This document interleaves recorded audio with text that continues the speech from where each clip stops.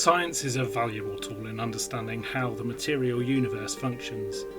What we're looking at today is not science, but philosophical positions that hold that scientific method is the only way to know anything. Reductionism, in which more complex phenomena are explained by being reduced to smaller and simpler parts. Naturalism, the assertion that everything arises from natural causes. And materialism, the claim that nothing immaterial exists. Science as a method of inquiry does not claim to have all the answers. In fact, science adopts a humble position in which whatever is known is only the current best fit with the available evidence. This attitude of humility and reform is a gift and a challenge from science to theology. The scientific method is concerned with what can be measured, so whilst Christians think we can discern something about God through what is made, we know that we cannot prove God through science. God is not under the microscope. Rationally, though, we believe because of the explanatory power of God for what we can see and touch and hear. Science also shows us the existence of things which are discerned by their effects. No one actually knows what gravity is or what energy is, but as ideas they have great explanatory power for what can be seen. The difference is that science is concerned with the immediate cause, the mechanism of the universe, where faith is concerned with the first cause, the person and the intelligence behind the mechanism. Now, understanding that there is a mechanism doesn't disprove that there's a person. Just now, we're still used to seeing mechanisms and persons together. That is, a car has a driver. But pretty soon we expect to see driverless cars, sophisticated autonomous mechanisms. But does the absence of a visible driver mean that there are no persons or agency behind the mechanism? Of course not. And so there's no conflict between the method of science and theology. They can be complementary. A proof is what you have when the evidence, which may consist of several different kinds of knowledge, cannot be explained in any other or better way. And I think that that is what Christianity has, a proof from evidence, including scientific evidence. And this is what I've attempted to briefly sketch out in the last two sessions. But what if someone remains committed to one kind of knowledge, science, as a reductionist or materialist? What are the consequences of rejecting all but material evidence and restricting ourselves to frequentist statistics? Remember, that means only using probabilities based on the frequency of results from many trials. All the pure naturalist can say is, this is the way it is. All modern speculations about multiverses and metaphysics and all theological speculation on universal design are laid aside. Pure science can only say that as far as the emergence and subsequent evolution of life are concerned, the universe and our planet Earth should simply be taken as a given. It is only if you assume that we're prioritising life and life as we know it on Earth, and that life is special, and furthermore that human life, life capable of morality and immorality, has a value, that specific fine-tuning of the universe matters at all. As Klaus Landsman says, the inference from the assumed speciality of life to design hardly needs the fine-tuning argument.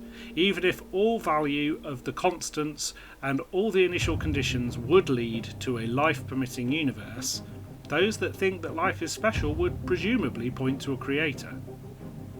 We may as well, in other words, say, our universe has not been fine-tuned for life. Life has been fine-tuned to our universe.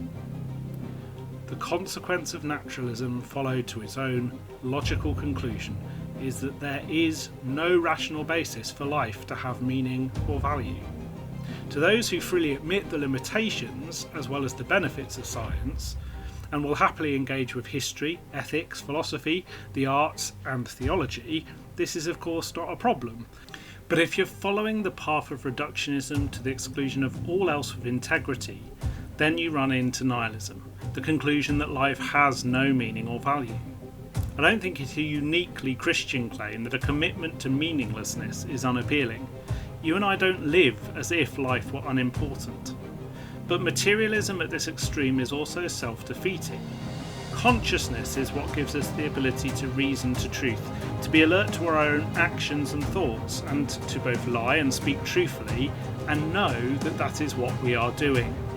Now, no doubt our brains can be tricked by a magician, an optical illusion, by naivety, by illness, by injury.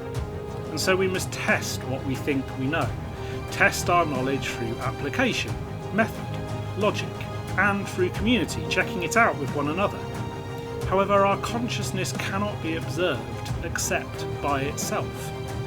So by the account of materialism, if we cannot rely on what cannot be tested and measured, and we cannot observe consciousness, then we cannot trust our own rationality. And that would mean that there is no trustworthy person left to do the measuring, and so no measurement can be trusted. This would make any pursuit of knowledge meaningless. This point can be clarified in two ways. First, which came first? Did human reason give rise to science, or science to human reason?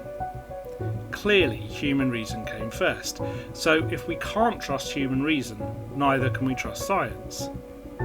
Secondly, if we believe some rules produce true answers, for example, computational algorithmic rules along the lines of 3 + 3 = 6.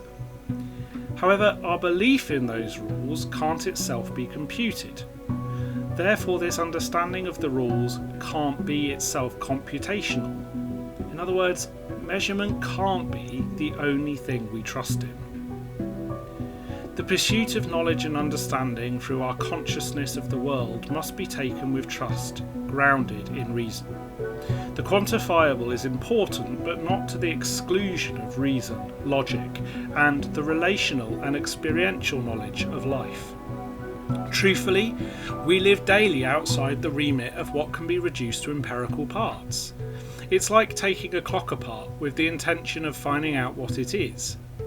Now, you might take it apart and find out how it works, but unless you want to know what the time is and that you know what a clock does, that it is a timepiece, then you'll never know why someone built a clock in the first place. As J.R.R. Tolkien writes, "The white cloth can be dyed, the white page written on, and the white light can be broken. In which case it's no longer white, and he who breaks a thing to find out what it really is has left the path of wisdom."